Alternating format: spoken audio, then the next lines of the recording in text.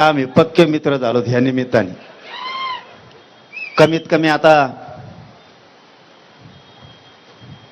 विखे पाटील साहेब आणि प्रसाद लाड साहेब चांगलं काम करायला लागलेत.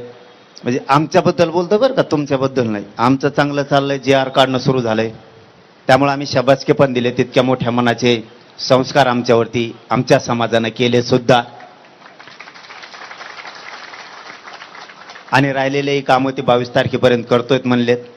मग मला विश्वास थोडा पडला त्यांचा, म्हणून तुम्हाला बी ठेवा म्हणलो आल्या सरशी मी. म्हणजे आता आऊत हाणायला उभा राहिलो तर सगळंच आऊत हाणायला लागलो आपण. जर सरकार शेतकऱ्यांच्या बाजूनं तुमचा शब्द ऐकून जर पॉझिटिव्ह काही निर्णय घेणार असाल तर तुम्ही घ्यावं, चर्चेला जावं. उपोषण लय करू नका, लय बेकार आहे उपोषण. तुम्हाला काय सांगू भाऊ, तुम्हाला आता कळन. आता तुम्ही बसलात ना, तुम्ही 2-1 महिन्याने मला फोन केला करा, परदेशी गेलता ना तसा 2-1 महिन्याने करा. तुम्ही म्हणते ना यायली उगच बसलोय, तिच्या यायला वैतागच झालंय. कारण चांगल्यात चांगल्याच्या बरगाड्या मोडा त्या भाऊ, लय बेकार आहे.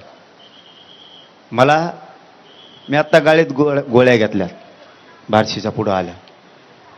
इतकी प्रचंड आग होती.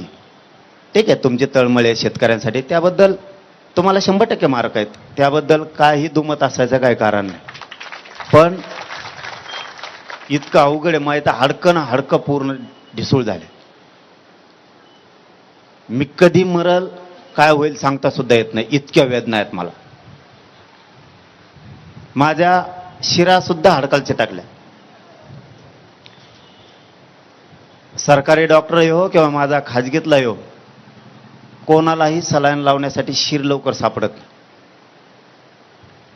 एवढं जीवावर बेतण्याचा विषय उपोषण म्हणजे. कोणत्या क्षणाला